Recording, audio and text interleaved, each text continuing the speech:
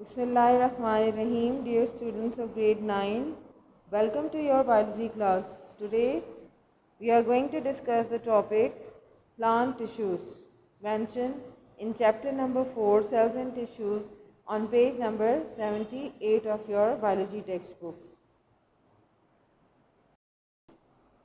So dear students, you have seen in animals that just like animal tissues, the cells of the plants are also grouped into the tissues, which are the plant tissues, and they have some characteristics functions as well, such as photosynthesis, transport, and so many other. So depending upon the different types of tissues, different types of cells which are present in the plant tissues, we can categorize the plant tissues into two main types. So I am going to write the types of the plant tissues first.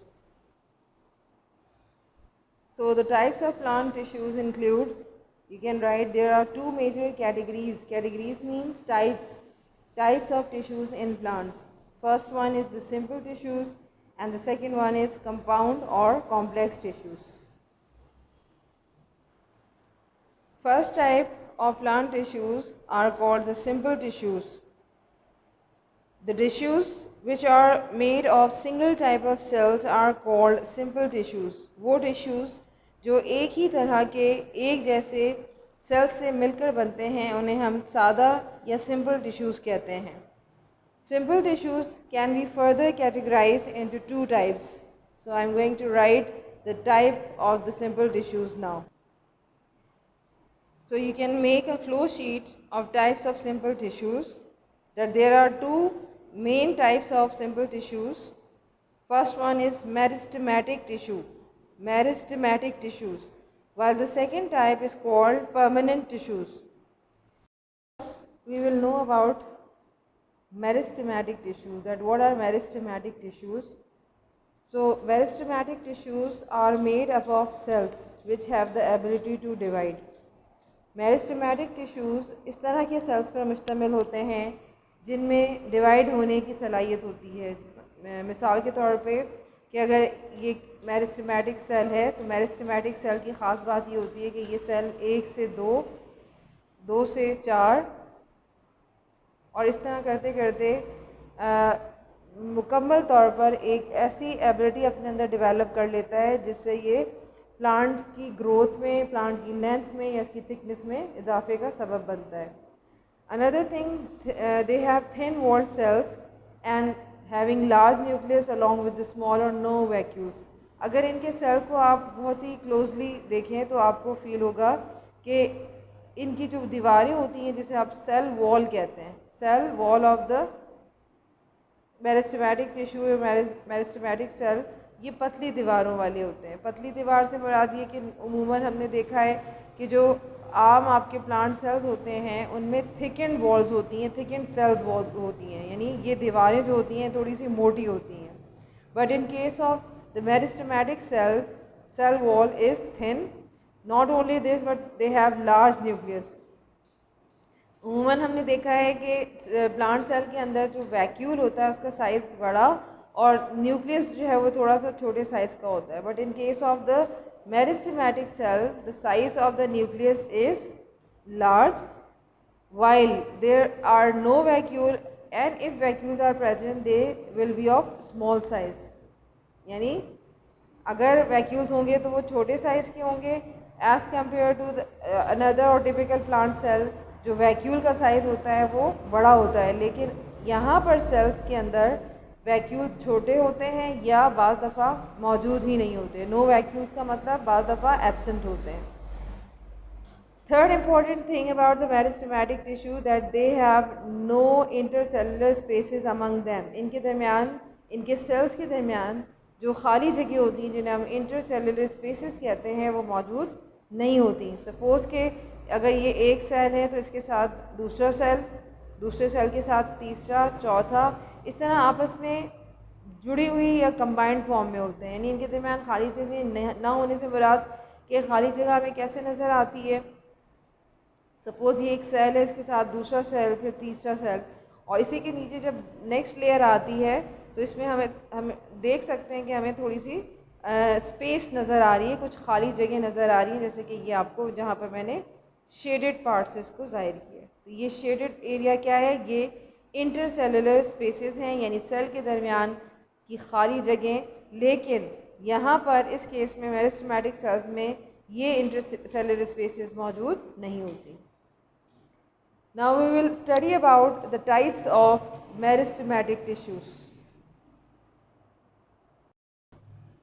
There are two types of meristematic tissues which are recognized in plants. Number one, apical meristems. Number two, lateral meristems. First, I am going to describe the apical meristem. So, in this regard, you have to give two headings.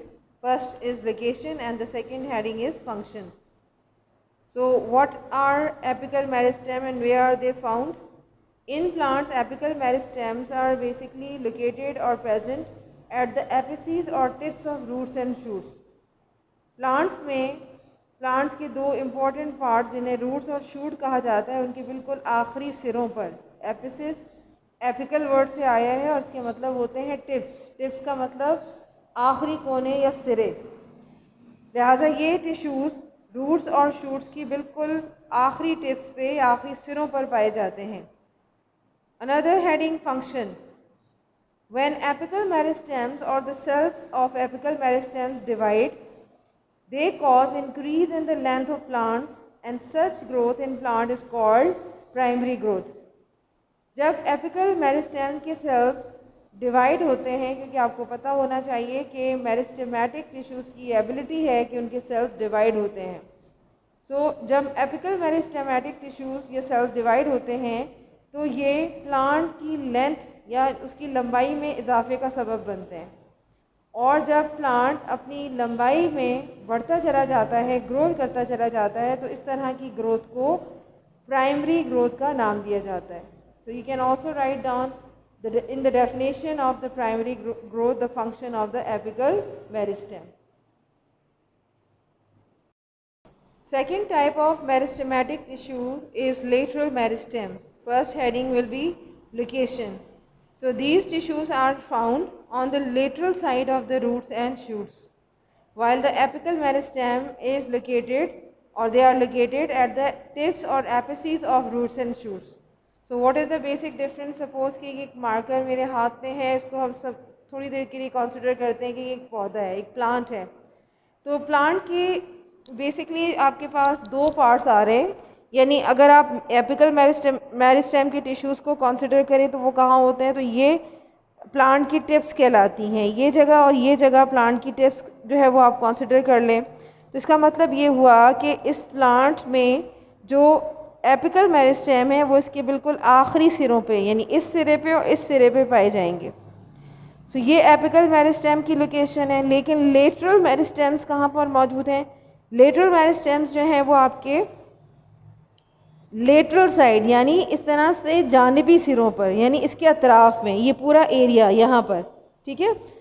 तो आपके lateral side जो है और apical side में यही difference है कि ये आपकी टिप्स हैं। टिप्स का मतलब कि ये आपकी एपिकल साइड है, और ये आपका पूरा मार्कर का जो एजेस हैं, जो किनारे हैं, ये आपके पौधे की लेटरल साइड आप कंसिडर करेंगे। तो बेसिकली जो लेटरल मेरिस्टेम्स हैं वो कहाँ होती हैं? Lateral meristems are basically present on the lateral मतलब किनारों पर या जानबी हिस्सों पर। कहाँ पर? रूट और शूट्स की। Another heading is function. When lateral meristems divide, they are responsible for increase in the thickness or girth of plant tissues, and such growth in plant is called secondary growth. Now the second comparison of the apical meristem and the lateral meristem is this, that they are actually involved in different function. They perform different function in this way that apical meristem की जब sales divide होते हैं तो ये पौधे की लंबाई में इजाफा करते हैं, और इस ग्रोथ को, जिससे पौधे की लंबाई में, यानी सपोज़ कि ये प्लांट है और प्लांट जो है वो लंबाई के रोह यानी बहुत ऊंचा या ऊंचे ख़त का हामिल होता चला जा रहा है, तो इसका मतलब है कि अगर लंबाई बढ़ रही है, पौधे की जो एक तरीके से ऊंचाई है वो बढ़ रही है, तो ये इस तरह की ग्रोथ आपकी होगी प्राइमरी ग्रोथ। लेकिन अगर पौधा इस तरह से बढ़ रहा है कि उसकी लंबाई नहीं बल्कि उसकी चौड़ाई, जिसे आप कहते हैं कि thickness. What is the meaning of thickness here? कि वो मोटाई में, उसकी एक तरीके से चौड़ाई में इजाफा हो रहा है, वो मोटा होता चला जाता है, जैसे स्टेम या रूट्स उसकी चौड़ी होती चली जा रही हैं या वाइड होती चली जा रही हैं। So in that case the growth is called secondary growth. So this is an example of the secondary growth, and secondary growth occurs by means of which tissues? Lateral meristem. So these are two main points which we have to write in the differences between the primary growth as well as the secondary growth. Now in the end, lateral meristem is further divided into two types. The first type is called vascular cambium. The first type is called vascular cambium, and the second type of the lateral meristem is called cork cambium. Cork cambium. To understand the position or location of the vascular cambium and cork cambium, you have to follow this figure. Suppose कि अगर आप vascular cambium की terminology को थोड़ी बहुत अपने जहन में लेकर आएँ, तो ये वर्ड हमारा आया है वेस्कुलर बंडल से। The vascular word comes from the full term of vascular bundle. और वेस्कुलर बंडल क्या है? Vascular bundle are actually the group of tissues, group of cells which are made up of xylem and phloem. So vascular bundle अगर हम draw करें किसी भी plant के अंदर, सपोज़ कि ये एक सेल का एक पार्ट मैं ड्रॉ कर रही हूँ, या प्लांट का एक ऐसा हिस्सा है जहाँ पर वेस्कुलर बंडल्स मौजूद हैं, तो आप किस तरीके से इसको ड्रॉ करेंगे कि आपने स्टार्ट लेना है कि यहाँ से आप स्टार्ट ले रहे हैं फ्लोएम के सेल से। सपोज़ कि ये फ्लोएम के सेल्स हैं, ये मैं 2 और 3 लेयर्स में ड्रॉ कर लेती हूँ, या अभी मैं फ़िलहाल टाइम को थोड़ा कंज्यूम कर रही हूँ। So I am making only 2 layers of these cells which are called the phloem. Okay, and the next layer which is present just below this central part or the phloem is called the cambium. इस layer को हम कहते हैं cambium, यानी ये आपके cambial sales हैं, और यही वो सेल्स हैं जो कि रिस्पॉन्सिबल होते हैं किसके लिए? प्लांट की ग्रोथ में इजाफे के लिए। एंड बिलो दिस आपको एक और सेल्स नज़र आएंगे, and these cells are called xylem cells. इन सेल्स को कहा जाता है जाइलम सेल्स, और जाइलम टिश्यूज़ भी कह सकते हैं। So in this vascular bundle you can clearly see that between the xylem and phloem you can find another layer of cell which is called the cambium. So that's why the tissue or the type of tissue related to the lateral meristem is given the name vascular cambium, and according to the position, according to the location, this vascular cambium is actually present between xylem and phloem. So cambium की जो एक layer है, cambium की ये जो vascular cambium की tissues हैं, ये कहाँ मौजूद हैं? ये जाइलम और फ्लोएम के दरमियान में मौजूद हैं। Another type of lateral meristem is the cork cambium. And what does cork mean? Cork means दरख्त की छाल। इसका मतलब ये हुआ कि कुछ ऐसे भी आपके टिश्यूज़ हैं जो कि दरख्त की छाल यानी इनके लेटरल साइड्स पे मौजूद होते हैं। So according to the position they are found in the outer lateral side of plant.